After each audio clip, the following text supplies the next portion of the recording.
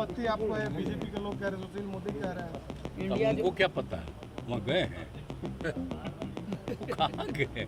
हम तो इसीलिए कहते हैं कि कुछ लोग कुछ कुछ बोलता है। नमस्कार, मैं शिवम प्रेरणा, आप देख रहे हैं एक न्यूज 24। बेंगलुरु के विपक्षी एकता की बैठक के बाद हुए प्रेस कॉन्फ्रेंस में नीतीश कुमार दिखाई नहीं दिए, जिससे कि ये कयास लगने शुरू हो गए कि इंडिया में कुछ गड़बड़ तो नहीं है।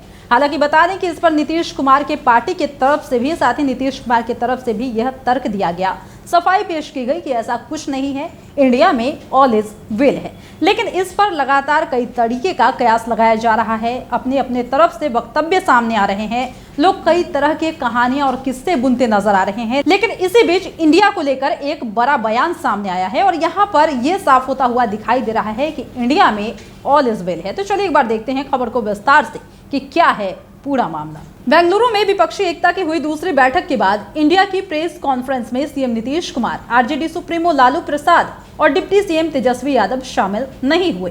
इसके बाद सियासी घमासान सा मच गया। हालांकि 24 घंटे के बाद ही जदयू और आरजेडी के नेताओं ने सफाई दी। उन्होंने कहा कि इंडिया में सब कुछ ठीक है, कहीं किसी प्रकार की कोई दिक्कत नहीं है, सभी निर्णय सर्वसम्मति से हो रहे हैं। CM Nitish Kumar, deputy CM Tejashwi Yadav और RJD supremo Lalu Prasad meeting खत्म होते ही पटना के लिए लौट आए थे। पटना में भी मीडिया से बातचीत नहीं की और एयरपोर्ट से सीधे अपने आवास चले गए। इस पर बीजेपी के नेताओं ने नीतीश और लालू पर जमकर निशाना भी साधा। उन्होंने कहा कि दूल्हा लगता है तय नहीं हुआ। बुधवार को राजगीर में सीएम नीतीश कुमार ने बीजेपी पर पलटवार करते हुए कहा कि हम किसी बात से नाराज नहीं हैं। बेंगलुरु में बहुत अच्छी बैठक हुई है, 26 पार्टियां शामिल थी और अच्छी बातचीत भी हुई है।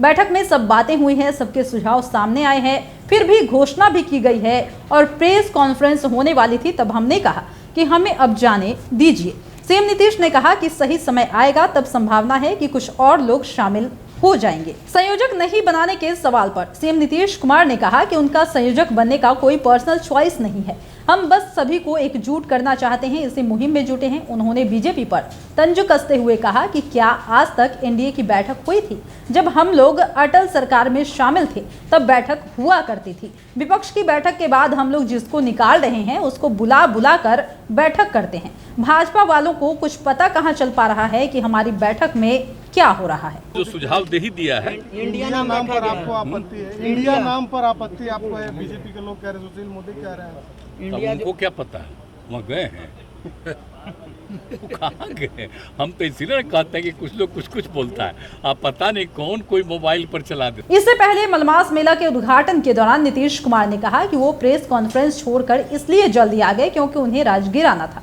उन्होंने कहा कि वो सुबह सुबह ही यहाँ पर आना चाहते थे, लेकिन हेलीकॉप्टर के आने में देर हो गई, इसलिए उनके राजगीर पहुंचने में देर हुई, नहीं तो और पहले वहां पर पहुंच जाते। सीएम नीतीश कुमार से पहले इस पर सफाई देने के लिए जदयू के राष्ट्रीय अध्यक्ष ललन सिंह सामने आए। उन्होंने कहा कि नीतीश कुमार नाराज नहीं है, नीतीश कुमार विपक्षी एकता के सूत्रधार हैं और सूत्रधार कभी नाराज नहीं हुआ करते हैं। नीतीश कुमार जी नाराज होंगे? नीतीश कुमार जी विपक्षी एकता के सूत्रधार हैं और सूत्रधार कभी नाराज नहीं होता। इंडिया सबों की सहमति से नाम तय हुआ है।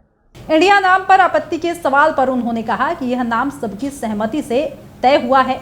वहीं ललन सिंह कहते हैं कि पिछले कई दिनों में दुष्प्रचार किए जा रहे हैं, कभी जदयू टूट रही है तो कभी जदयू और राजद में खटपट है। अब नीतीश कुमार नाराज हैं, लेकिन ऐसी कोई बात नहीं है। तो जिस तरीके से आप सुन पा रहे हैं कि जैसे ही बेंगलुरु में हुए बैठक के बाद प्रेस कॉन्फ्रेंस का आयोजन किया गया तो उसमें नीतीश कुमार, लालू प्रसाद यादव या फिर तेजस्वी नजर नहीं आए।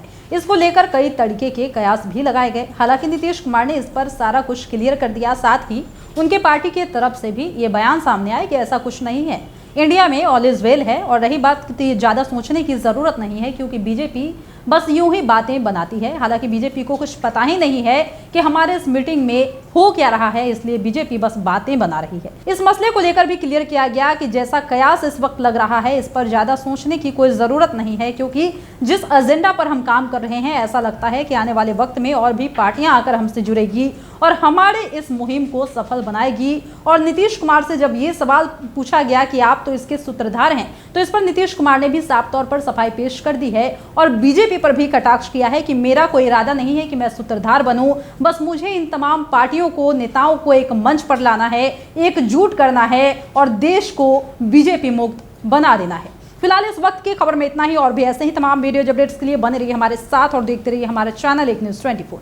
हमारे चैनल को लाइक कीजिए, सब्सक्राइब कीजिए, कमेंट कीजिए। हमारे वीडियोज पसंद आते हैं तो शेयर जरूर कीजिए। धन्यवाद।